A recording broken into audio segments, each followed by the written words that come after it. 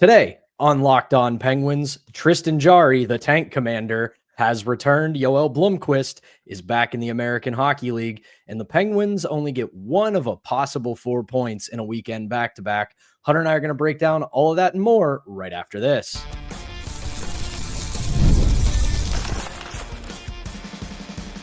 You're Locked On Penguins, your daily podcast on the Pittsburgh Penguins, part of the Locked On Podcast Network, your team every day. And welcome back to another edition of the Locked On Penguins podcast. I'm one of your hosts, Patrick Damp. You can follow me across all social media platforms at synonym for wet. Joined as always by my partner in crime, the one and only Hunter Hodes. You can follow him on Twitter at Hunter Hodes. You can give our show's Twitter account a follow at LO_Penguins. And of course, we appreciate you making us part of your daily routine. Don't forget that we are free and available wherever you get your podcasts, as well as the Roku channel and YouTube. Plus, if you follow us on YouTube, don't forget to hit that notification button. It is trade deadline week, so you know you'll be the first to know when we drop our Monday through Friday episodes or any breaking trade news episodes. You want to make sure you're ready to get all of those as soon as they come out. So first of all, Hunter, allow me to give a little bit of an apology to our listeners today. I was at a wedding this past weekend, so my voice is still recovering a little bit. I'm not at 100%, but nobody is at this time of year in the NHL season. But let's get right into it. Before we started recording today, the Penguins made the announcement that they have recalled goaltender Tristan Jarry from the Wilkes-Barre-Scranton Penguins and reassigned goaltender Joel Blomqvist to the American Hockey League. And what I'm about to say, I know is going to sound like I'm in conflict with my own arguments about how this team shouldn't tank and any of that stuff, or at least not intentionally tank, but hear me out on this. I don't hate this move because you have to think long-term with Joel Blomqvist. He's 23 years old. He's got a ton of potential. He's done very well in the American Hockey League. You can see that there is a good goaltender in there. But between his struggles the past couple weeks at the NHL level, combined with the fact that this is an absolutely putrid defensive team, if you want Joel Blomqvist to be part of your organization for the next 5, 7, 10, however many years as one of your maybe starting goaltenders, or even if Sergei Murashov eclipses him in a few years, your 1B and you have a really good tandem, you can't risk his development with the way this season has gone at the NHL level for him. The numbers for Joel Blomqvist are not that great at the NHL level. 4-9-1 record, 3.81 goals against average, and an .885 save percentage, and has allowed 3 or more goals in 10 of his 12 NHL starts. So I look at this more as they're not promoting Jarry because he suddenly found his game in the NHL. Spoiler alert, he did not. He has not been very good down there either, but more of they want Joel Blomqvist to, 1, get some confidence back, and 2, this Wilkes-Barre team is very good. They are about to embark on what is hopefully a long Calder Cup playoff run. So you want him to get that experience. You want him to get his swagger back and play for a better team. So overall, I know on the surface, this is probably an infuriating move to a lot of fans. But when you think about the big picture, I think this is the correct move. Well, Pat, for me, I'm going to take an L because I didn't think Tristan Jarry would ever play another game for the Penguins. And it looks like, well, he is going to get some starts here down the stretch on the team that's not going to make the playoffs. So I will gladly take the L on that, people. But realistically, the Penguins had 2 options. A, they could keep Blomqvist up, give him a lion's share of the starts, kind of have him work through this and kind of put Nedeljkovic on the bench for a little bit.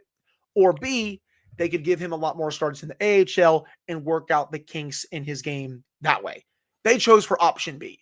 I don't like the way Mike Sullivan kind of handled the situation at the NHL level. I understand that, again, that Alex Nedeljkovic went on a little bit of the heater before the Four Nations face-off, but you had to know that wasn't going to last. Like, I still felt like you could have split those starts up a bit more evenly.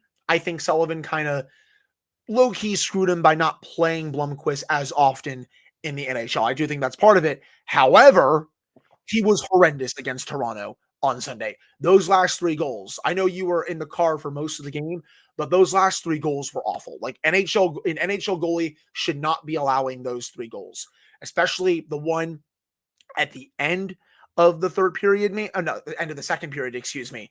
That came from Pluto, from Matthew Nyes. You have to make a save there. The Willie Nylander one, unscreened, blocker side. And if you look at those last 3 goals, Pat, blocker side, and blocker side. That has to be worked out. Like, again, you had 2 options. You either work this out here or you send him down to the A. Either one, I'm fine with. They opted for, again, the latter. So you're going to bring Jarry back up. He's probably not going to play that well. People do not have high expectations with the season that he has had.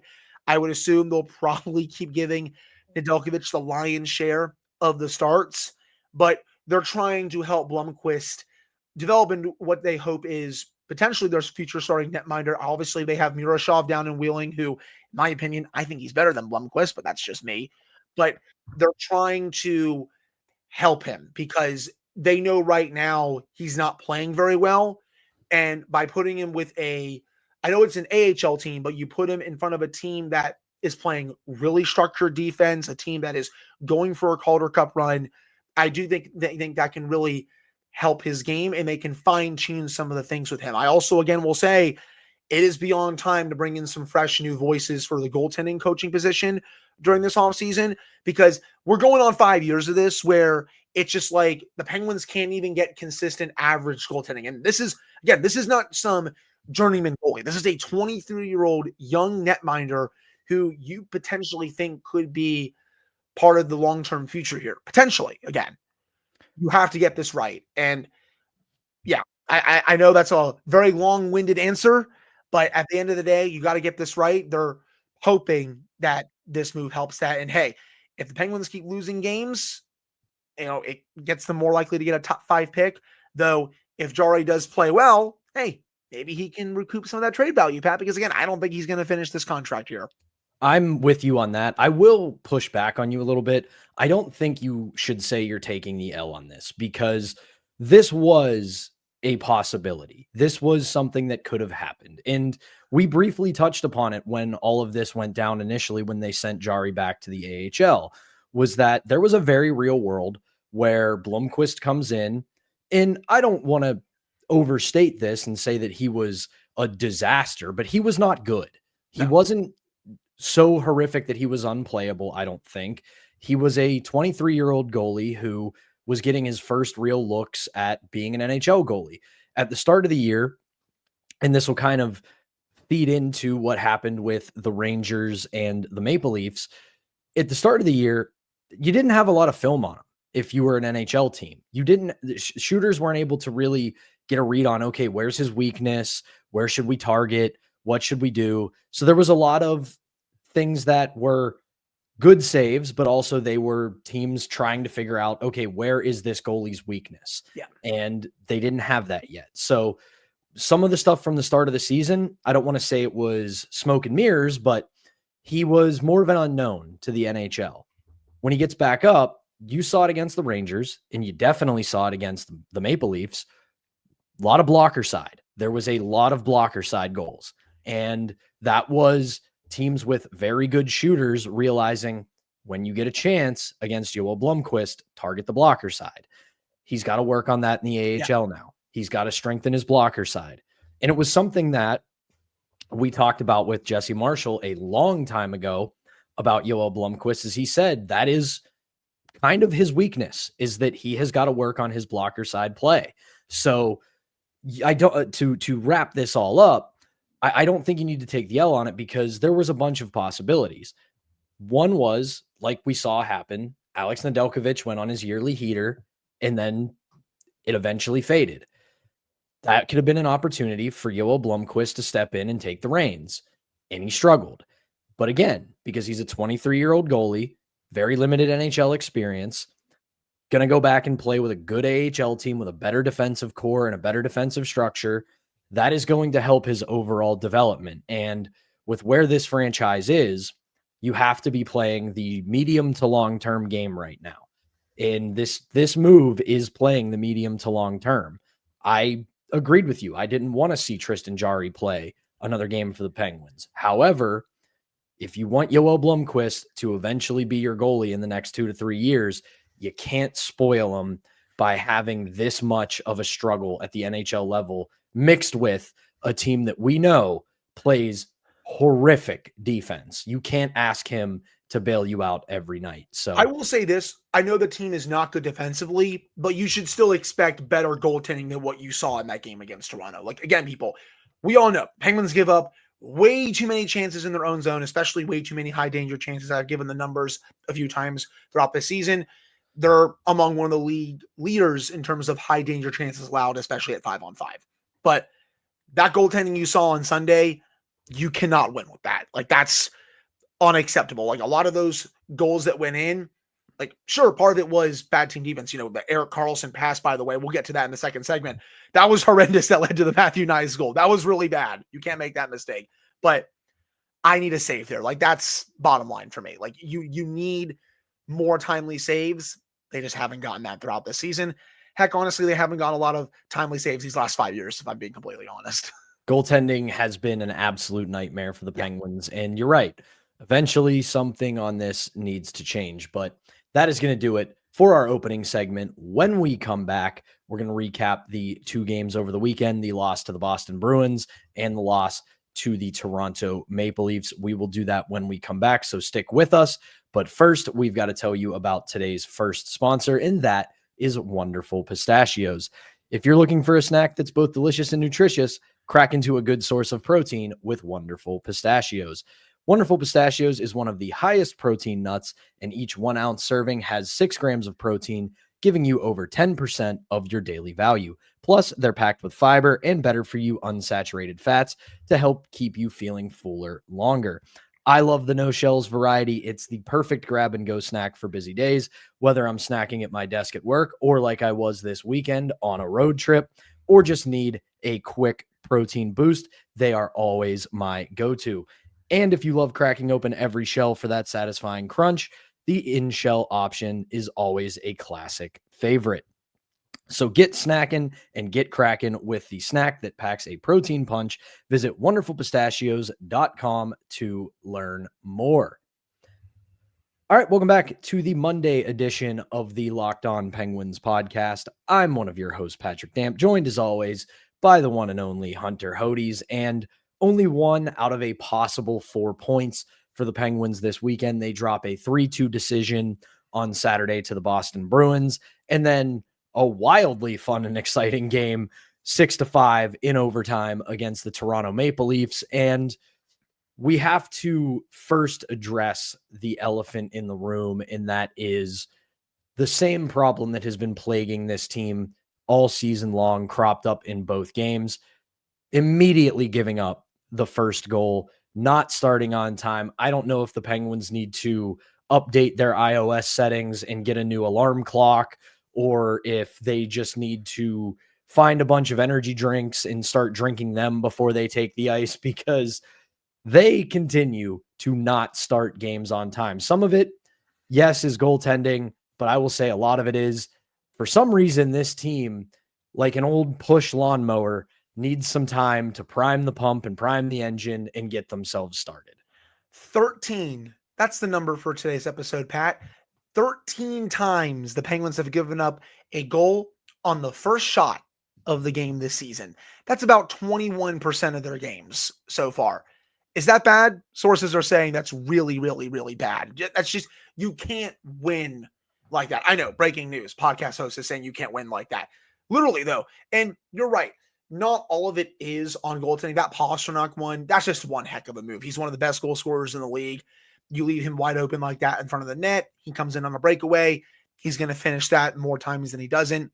That's more, I would say, on the team defense compared to Ned. But you just have to laugh at this point every time an opposing team scores on their first shot of the game, because it virtually happens every week of this season. It's just, again, a season of hell, in a few ways for the Penguins this year. But, the Penguins, they give up 2 goals in the first 7 minutes of the first period. To their credit, they do battle back at least a little bit in the third period. Anthony Beauvillier makes it 2-1. Really nice feed, by the way, from Kevin Hayes to get that to Beauvillier. I think Hayes continues to have a really nice year for the Penguins. Beauvillier, keep bumping up that trade value, my man. 13 goals. I still expect him to be moved at some point this week. We'll have to see what Kyle Dubas does. But, hey, continue bumping that value when you can. And they had a chance at the end on the 6-on-5. Bruins get the empty netter. Raquel makes it 3-2 in garbage time. With 21 seconds left, Penguins aren't able to win that game. Though the Saturday one compared to the Sunday one was so boring to watch. I got a soccer term for everyone here. The Bruins did what I like to call park the bus. They sat back, they clogged everything up, and they played a brand of despicable hockey. I can't stand it. I think it is a garbage way to play the sport. But you know what? It worked. They're without Brad Marchand. That's what they're going to do in that situation. They don't have a lot of forward depth. They have a couple guys up front. Obviously, Pastrnak is really good. Coyle's having a decent season. Morgan Geeky's playing well. They still don't have McAvoy on the back end. When you're that banged up in that situation, you're going to kind of dumb the game down. And the Penguins, they struggled against that at times during the Mike Sullivan era. You've seen the series against New York Islanders before. I wouldn't say the most recent one, but the one before that, the Penguins were really struggling against Barry Trotz and the way he was running the system because the Islanders played a really similar style. You saw that on display on Saturday against the Bruins. Again, it's despicable hockey. I hate it, but it worked. So, whatever. The Penguins lost that game. You then go into this game against Toronto, my friend, who bad goaltending on both sides. Blomqvist was horrible, and Joseph Woll was also not very good. That Crosby goal that he allowed was horrendous. I don't know how that puck goes in, but hey, he gave it right back.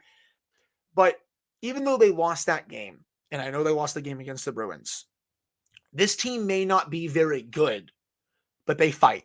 They fight to the end. They're just not, again, they're just bad. Like, they're not intentionally throwing games. They're not intentionally tanking, anything like that.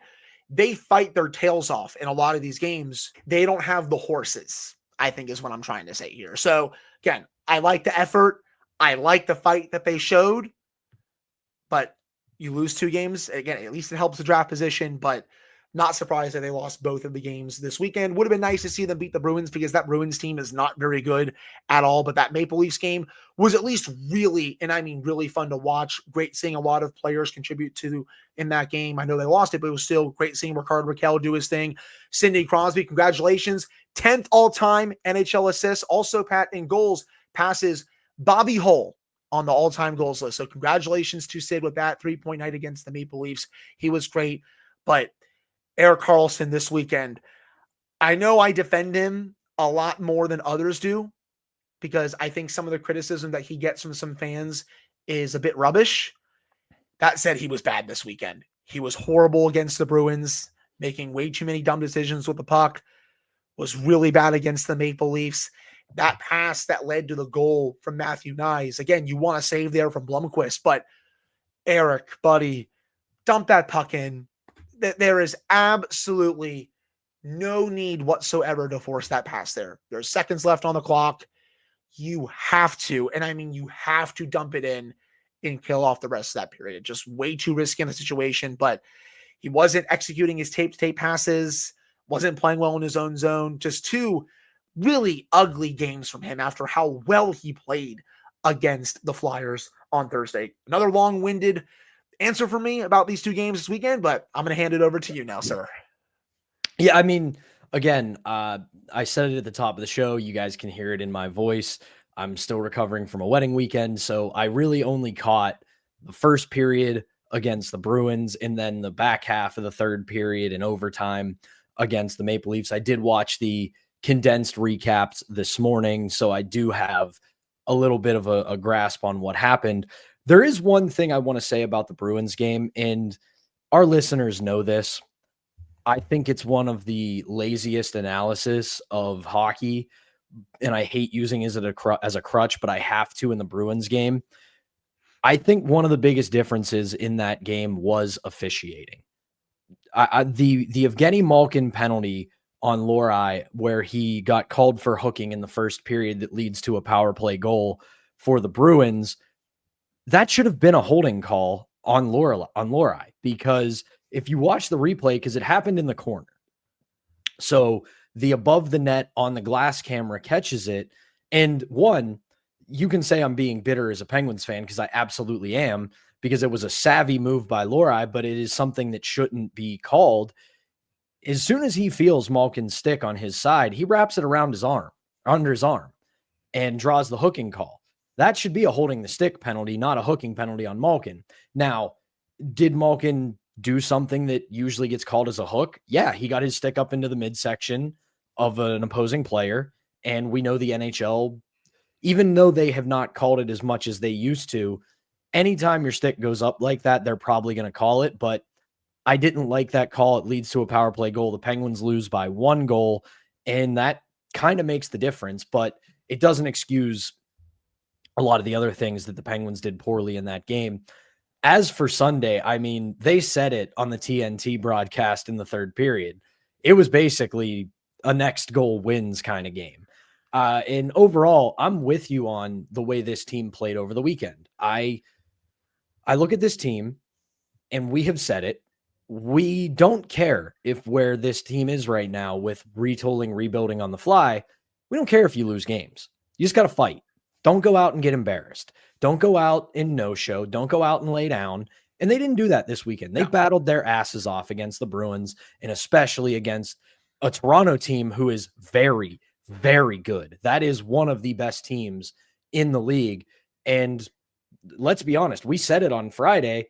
Don't get into a track meet with the Maple Leafs. You'll lose. Sure, they lost, but they lost in overtime. They went punch for punch with the Maple Leafs, and I was surprised as anybody that they did. Some of it was the fact that Joseph Woll decided to take a day off. Some of it was Joel Blomqvist let in a few softies, but they gave Joel Blomqvist the run support. They gave him the goals that he needed. He just didn't make the saves they needed, and that's part of the reason he is back down in Wilkes-Barre and Tristan Jarry is back up in the NHL. But end of the day, I'm definitely upset as a fan that they're not winning, because even though as an analyst, we've been saying, guys, listen, this year's cooked. This year's over. They're looking for a good draft pick. They're looking to unload a bunch of contracts and start this youth movement as early as next year. Doesn't mean I don't want them to win. I still want them to win games. But at the end of the day, we saw boring hockey against the Bruins, because that's just how they're playing right now, because they're in a fight for their playoff lives. And then we saw a game where two teams said, you know what?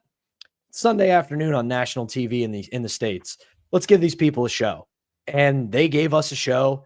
Sucks that they lost, but I'll take the fight all game long. 100%. I mean, I love the way Crosby was playing throughout this game. He had a couple of nasty passes to set up a couple of goals. He gets 1 goal himself. I know, softy from Joseph Woll, but he was on one during this game. I thought, again, Malkin also had a really good game against Toronto. He had a really good weekend in general. He continues to really have his legs right now. I thought Chris Letang was playing at least fine, but I still continue to be dumbfounded, Pat, at why Kolyachonok is still not playing.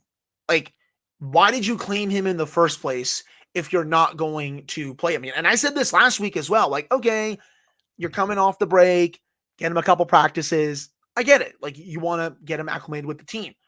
But it's been a bit now, right?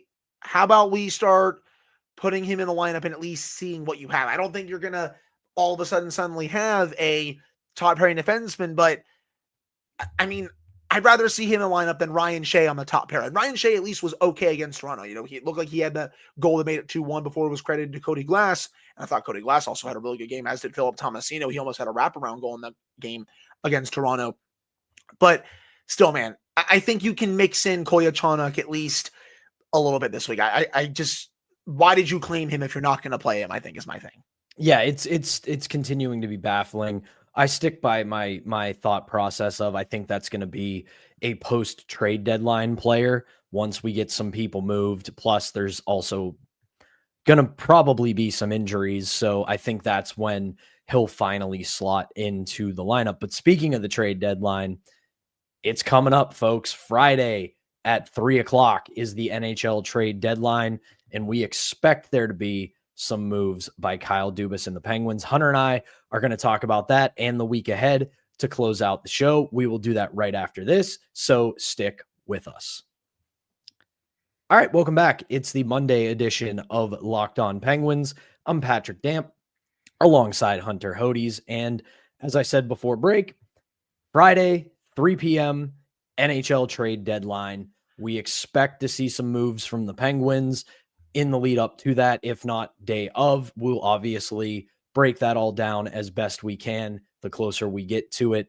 But I want to start here, Hunter. Very interesting piece yesterday in The Athletic from Rob Rossi. He spoke with Erik Karlsson, who is somebody that we have spoken quite a bit about and whether or not he'll finish his time as a Penguin in this contract or if he'll be moved sometime soon. I don't see him getting moved at the deadline. He also confirmed to Rob that he has not been approached by Kyle Dubas and management to be asked to move his no trade clause. He has full control over it. So the Penguins can't send him anywhere without him saying yes. And he pretty much also said that he likes it here. He likes this group. He likes playing with this group and acknowledged that they have not reached the expectation that they've had. But I still maintain that Erik Karlsson will probably get moved this summer or next because we see how high the salary cap is going. We see where the Penguins as an organization are going, and it's hard to have him in those future plans. I do think maybe if someone like, say, Owen Pickering, we talked about this with Kelsey Sermatz a couple weeks ago. If Owen Pickering develops into the defenseman we think he can be, maybe that can be his running partner with a higher salary cap, and he can look a little bit more like the Erik Karlsson we want to see. But end of the day, I don't see him finishing this contract in Pittsburgh. I don't either. And I also do not think he gets moved by Friday unless a team gets really creative with some cap space. I think this is a move that will ultimately be saved for the summer. And I know some people will be like, well, Hunter, like, look what happened with Seth Jones. Like, he just got dealt. Yes, he did. But Chicago is also retaining $2.5 million on that contract for the next 5 years. So it's a little bit different. The Penguins only have one retention spot available right now, and they might want to save that for something else. They also get 2 retention spots again that open up this summer. So if they want to consider retaining on Karlsson, it'll be more likely this summer. And again, I just don't like when I look around the league for suitors for Karlsson, not a lot are coming to my head. Like, I know people have mentioned the Dallas Stars. Sure, that makes sense, but you look at their salary cap situation, they'd have to finagle some things around. Other than that, like Florida just made their move to get Seth Jones. There's really not too many teams that are popping in my head. Like some people say Vegas. I mean, I know Vegas has their annual salary cap shenanigans as well, but I don't even think they could pull something like this off, at least to me. But again, I think this is something that will be done in the summer. I do not think he finishes his career as a Penguin. I think he'll ultimately get moved for a contender. Just won't be this week. As for Rickard Rakell, once again, I only do it if you get a King's ransom in return. I'm sure teams are going to come calling, but for me, starts with a first-round pick.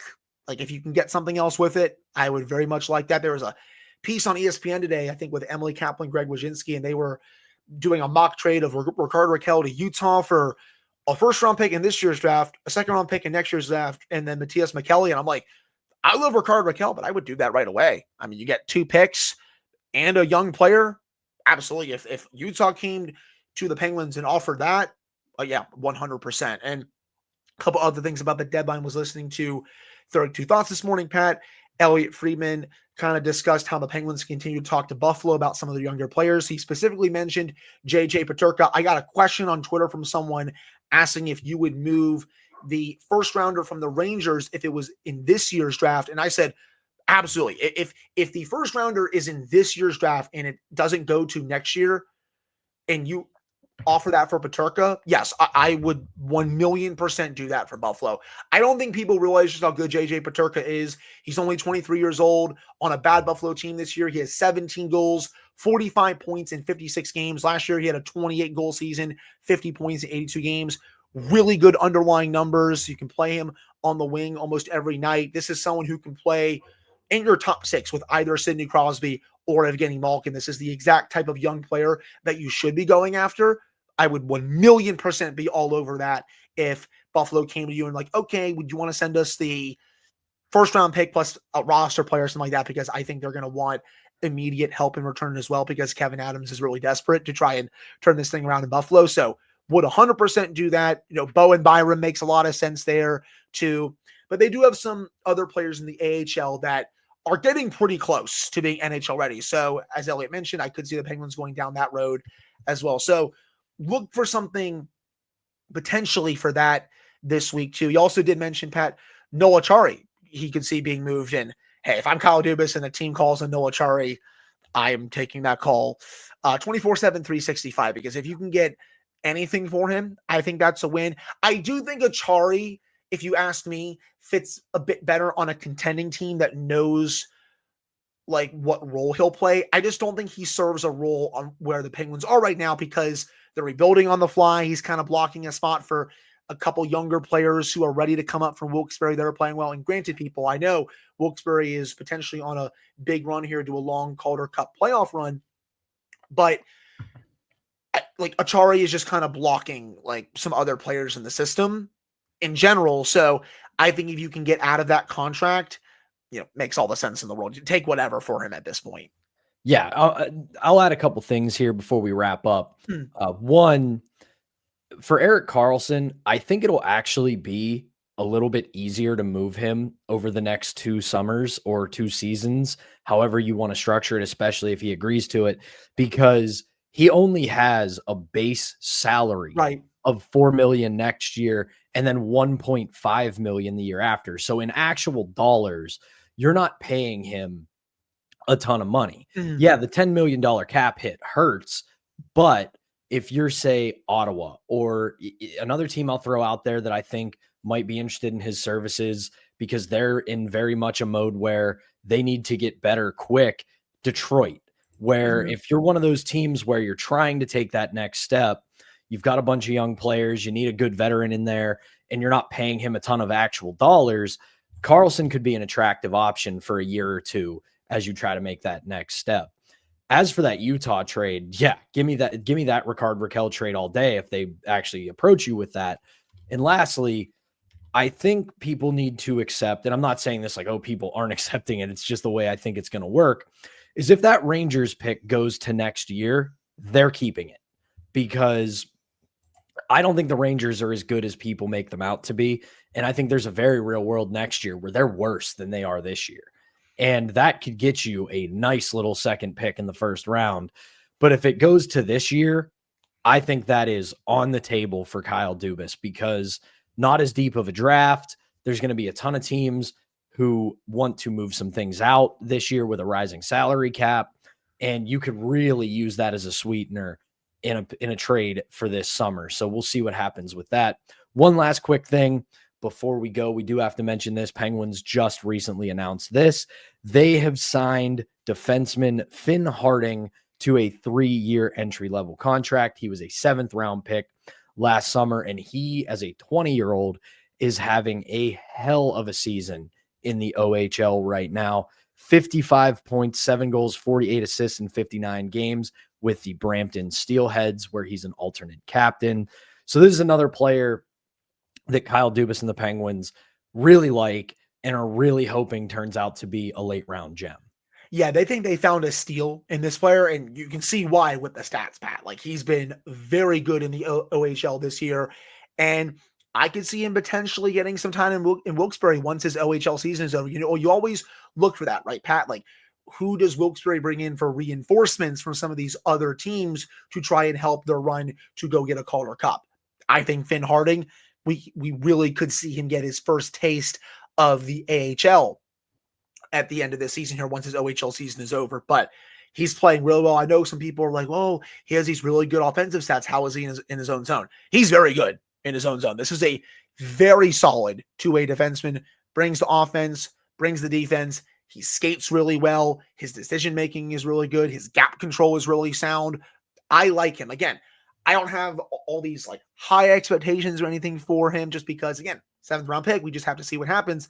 But he's at the very least a very intriguing option in this organization going forward. Just have to hope he keeps developing as a steal here. But really nice steal today, and I'm excited to see how he can keep growing in the system. Yeah, if you can turn a 7th round pick into a serviceable NHL defenseman, you've done well. So we'll keep an eye on him. Hopefully we can see him go on a long run in the OHL and be a key contributor to that. If not, would love to see him get his feet wet a little bit at the AHL level. We'll obviously keep an eye on that. But that is going to do it for the Monday edition of Locked On Penguins. Hunter and I will be back tomorrow to get you set for the Penguins game in Colorado when they take on Nathan McKinnon, Sidney Crosby's good friend, and the Colorado Avalanche, as well as break down anything that might happen between now and then. But for now, for Hunter Hodes, I'm Patrick Damp. Thank you as always for tuning in. We will be back on Tuesday.